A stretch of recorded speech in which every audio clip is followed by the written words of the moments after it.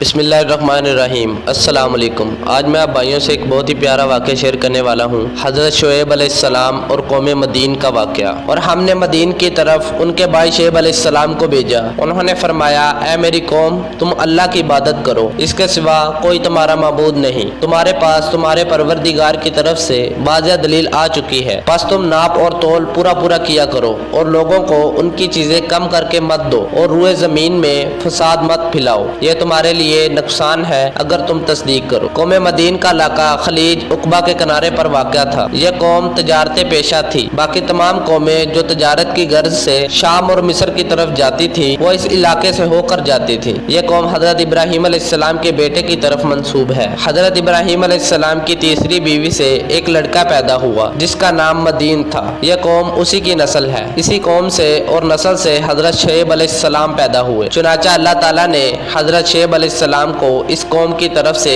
نبی بنایا۔ یہ لوگ کافر تھے، ڈاکے ڈالتے تھے۔ یہ قوم ایکا کی عبادت کرتی تھی۔ ایکا ایک بہت بڑا درخت تھا جس کے ارد گرد بے شمار درختوں کے جھنڈ تھے۔ یہ لوگ ناپ تول میں کمی کرتے تھے، تول کر جب لیتے تو زیادہ لیتے اور جب دیتے تو کم دیتے، ہر کام میں بے ایمانی کرتے۔ ان حالات میں اللہ تعالیٰ نے اسی قوم کے ایک فرد حضرت شعیب علیہ السلام کو ان کی رہنمائی کے لیے نبی بنا کر مبعوث فرمایا۔ اللہ تعالیٰ نے حضرت شعیب علیہ السلام کو بے شمار معجزات عطا کر کے نبی مبعوث فرمایا۔ آپ نے قوم کو سمجھایا کہ ایک اللہ تعالیٰ کی عبادت کرو، انصاف کے ساتھ لین دین کرو۔ اللہ تعالیٰ نے جو اس قوم پر انعامات کیے، حضرت شعیب علیہ السلام نے ان کا بھی ذکر کیا اور ساتھ میں یہ بھی فرمایا کہ اگر تم نے انصاف سے کام نہ لیا، ڈاکہ زنی سے باز نہ آئے تو اللہ تعالیٰ کے عذاب کا انتظار کرو۔ یہ باتیں سن کر قوم نے حضرت شعیب علیہ السلام کا مذاق اڑایا کہ یہ تمہاری نمازیں ہمیں اپنے بتوں کی عبادت سے نہیں روک سکتی۔ ہم تو ایکا کی اسی طرح عبادت کریں گے جس طرح ہمارے بزرگ کرتے آئے ہیں، اور ہم کاروبار بھی اسی طرح کریں گے، اسی طرح ہماری دولت میں اضافہ ہوتا ہے۔ حضرت شعیب علیہ السلام ان کو پیار سے سمجھاتے رہے مگر قوم آپ کے ساتھ سختی سے پیش آتی رہی۔ قوم کے پاس دولت وافر مقدار میں موجود تھی، اس لیے ان کے دلوں میں مغروریت پائی جاتی تھی، لہٰذا اللہ تعالیٰ کی نافرمان بن گئی۔ حضرت شعیب علیہ السلام نے ان کو سمجھایا کہ تم سے پہلے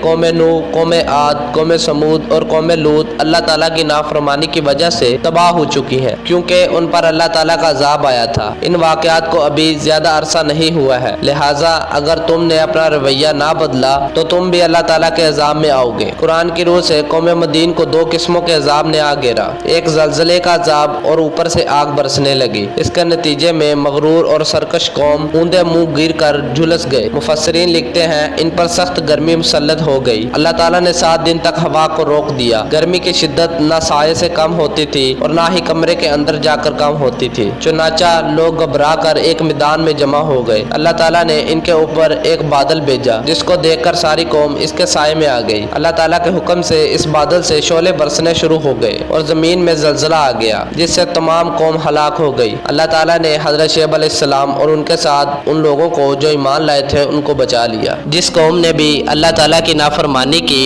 اور اللہ تعالیٰ کے بھیجے گئے پیغمبروں اور نبیوں کا مذاق اڑایا اور ان کو کہا کہ لے آؤ وہ عذاب جس کی تم دھمکی دیتے ہو، تو اللہ تعالیٰ نے ایسی قوموں کو غرق کر دیا۔ یہ تھا حضرت شعیب علیہ السلام اور قوم مدین کا واقعہ۔ اس واقعہ سے ہمیں یہ سبق ملتا ہے کہ ناپ تول میں کمی نہ کرے۔ قرآن مجید میں بھی یہ ارشاد ہے کہ ناپ تول میں کمی مت کرو اور پورا کر کے تولو۔ قوم مدین پر یہ عذاب ناپ تول کی کمی اور بے ایمانی کی وجہ سے آیا تھا۔ آج ہمیں بھی اپنا محاسبہ کرنا چاہیے کہ ہم کہاں پہ کھڑے ہیں۔ امید کرتا ہوں آپ کو یہ ویڈیو بہت ہی پسند آئی ہوگی۔ اگر آپ کو یہ ویڈیو پسند آئی ہے تو دوستوں سے ضرور شیئر کیجیے گا تاکہ ان کے بھی علم میں اضافہ ہو، اور مزید ایسے اچھے واقعات کے لیے میرے چینل کو سبسکرائب کر دیں۔ جزاک اللہ، ملتے ہیں اگلی ویڈیو میں۔